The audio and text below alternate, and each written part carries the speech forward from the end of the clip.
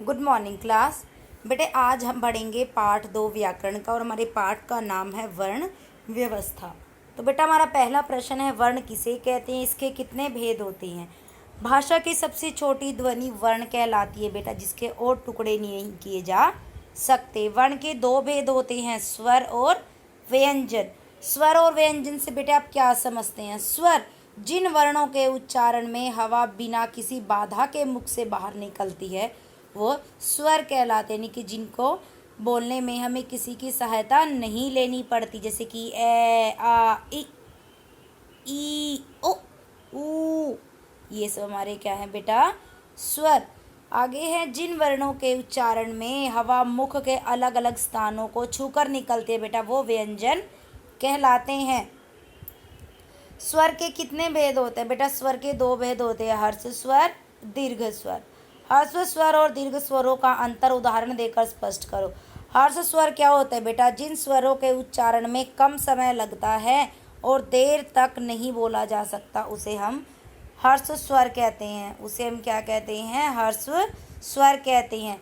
बेटा यहाँ पर ये मैम खाली स्वर लिखा है, यहाँ पर हर्ष लिख लेना बेटा, ठीक है। उसे हर्ष स्वर कहते हैं, जैसे कि ए ई उ री, ये सब हमारे क्या हैं, हर्ष स्वर। आगे है, जिस स्वर के उच्चारण में ह्रस्व से 2 गुना समय लगता है, जिसे देर तक बोला जा सकता है, उसे क्या कहते हैं, दीर्घ स्वर कहते हैं। जैसे कि आ ई उ ए ओ औ, ये सब हमारे क्या हैं, दीर्घ स्वर। आगे बेटा यहाँ से हमारे एक्सरसाइज के क्वेश्चन स्टार्ट होते हैं। बेटा निम्नलिखित शब्दों को छांटकर सही जगह पर लिखना है। हमें संयुक्त व्यंजन की जगह संयुक्त व्यंजन लिखने। जो शब्द दिए गए हैं, द्वित्व व्यंजन, अनुस्वार और अनुनासिक, ठीक है बेटा। तो सबसे पहले यहाँ पर दिया गया है बेटा संयुक्त व्यंजन। संयुक्त व्यंजन आपको पता हमारे क्या होते हैं, जो 2 व्यंजनों को मिलाकर बनते हैं। संयुक्त व्यंजन बेटा हमारे 4 हैं, क्ष क्षत्रिय, त्र त्रिशूल, ज्ञानी, श्र शर्मिक, ये सब हमारे क्या हैं, संयुक्त व्यंजन। तो देखते हैं बेटा कौन कौन से हैं। इसमें श्रमिक, शिक्षक, छात्र, कक्षा, विज्ञान। आगे है द्वित्व व्यंजन। द्वित्व का मतलब क्या होता है बेटा, 2 व्यंजन, एक आधा व्यंजन और एक पूरा, ठीक है। एक स्वर रहित व्यंजन, एक स्वर सहित व्यंजन है। आधा में इसमें स्वर नहीं है तो स्वर रहित हो गया। पूरा मोह तो ये स्वर सहित है, इसलिए क्या हो गया, ये द्वित्व व्यंजन हो गए बेटा। देखो मैम ने कौन कौन से चुने हैं, अम्मा, चप्पल, कच्चा, ढक्कन, मन्नत। आगे है बेटा अनुस्वार और अनुनासिक। अनुस्वार क्या होते हैं बेटा, जिन वर्णों के उच्चारण में, यानी कि जिन वर्णों को हम बोलते हैं तो हवा सिर्फ केवल मुख से निकलती है, ठीक है, यानी कि नाक से निकलती है, मुख से नहीं, सॉरी, नाक से निकलती है। जिनके उच्चारण में हवा केवल नाक से निकलती है और उनको अनुस्वार द्वारा दर्शाया जाता है, यानी कि बिंदु लगाई जाती है ऊपर। और अनुनासिक में क्या होता है, हवा नाक और मुंह दोनों से निकलती है, उन्हें अनुनासिक कहते हैं। उनको चंद्र बिंदु के द्वारा दर्शाया जाता है, यानी कि लिखा जाता है। अब देखो कौन कौन से अनुस्वार में, बंधन, हिंदू, कंगारू, संयोग, अंग्रेजी। आगे अनुनासिक में कुआं, ऊंट, हंसी, गेहूँ, चांदनी। आगे है बेटा निम्नलिखित उच्चारण स्थान वाले वर्ण लिखने हैं, यानी कि बेटा किन किन का उच्चारण कंठ से किस किस का उच्चारण होता है। क, ख, ग, घ, अंग। तालु से त, तालु से क्या क्या होता है हमारा, च, छ, ज, झ, य। मूर्धा से ट, ठ, ड, ढ, ण। दंत ता, था, दा, धा, ना। बेटा हमारी जो टंग है वो दांतों से टकरा रही है, स्पर्श कर रही है, उसका छू रही है। आगे है ओठ, यानी कि ओष्ठ से, होठों से, प, फ, ब, भ, म। बेटा इनको बोल के देखना, इस सबको पता चल रहा है कि जब हम बोल रहे हैं इन शब्द, इन वर्णों का उच्चारण कर रहे हैं तो हमारे दोनों होठ से टकरा रहे हैं, ठीक है। जैसे कि प, फ, ब, इस तरीके से बेटा। श्रेय और श्री वाले शब्द लिखने हैं, श्रमिक, श्रम, श्रीमान, श्रृंखला। आगे रह के अलग अलग रूप लिखने हैं बेटा।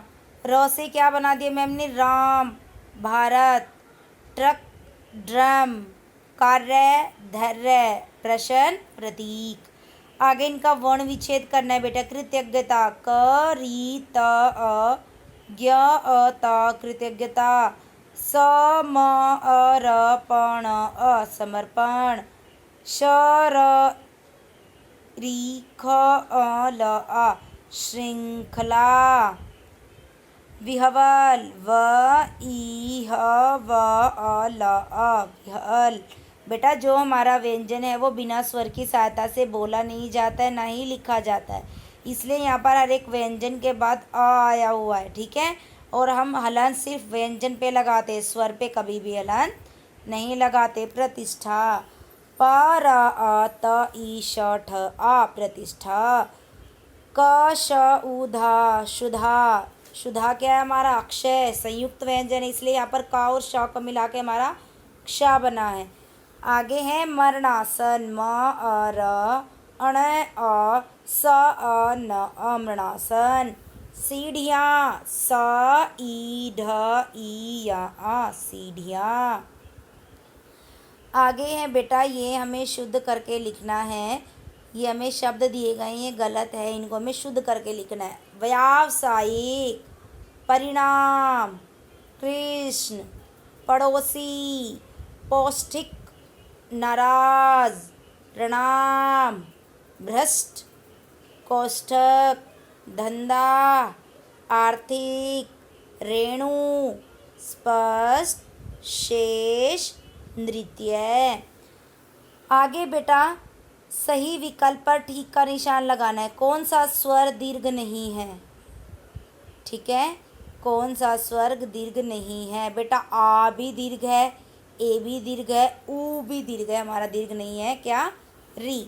किस शब्द में संयुक्त अक्षर का प्रयोग नहीं हुआ है। बेटा मैम ने अभी आपको पढ़ाया था थोड़ी देर पहले, द्वित्व व्यंजन और संयुक्त अक्षर एक ही बात है बेटा, ठीक है। तो यहाँ पे देखो सब में संयुक्त अक्षर का प्रयोग हुआ है, यानी कि द्वित्व व्यंजन।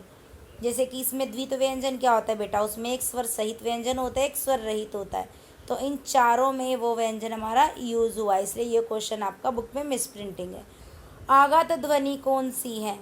आगत ध्वनि बेटा हिंदी भाषा में ना कुछ शब्द आ गए हैं विदेशी भाषा, जैसे कि अरबी से, उर्दू से, फारसी से, अंग्रेजी से, ठीक है, तो उन्हें हम आगत ध्वनियाँ कहते हैं। तो यहाँ पे आगत ध्वनि क्या है हमारी, ओ, ठीक है, देखो ये रहा ओ।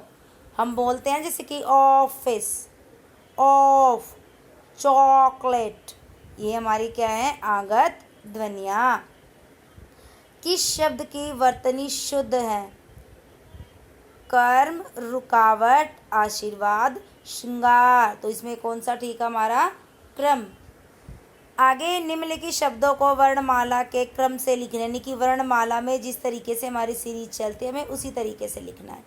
तो मैम ने सबसे पहले लिखा है आग, आज्ञा, उठना, अंकुर, कलम, कर्म, कर, खरीदना, गंगा, गाय, घास, झरना, तुलसी, दाल, धरती, नई, नर, पंख, पक्षी, पेड़, फैलना, बालक, बाग, भाषा, मूल, मौलिक, मूल्य, रूप, वर्ण, व्याकरण, श्रृंगार।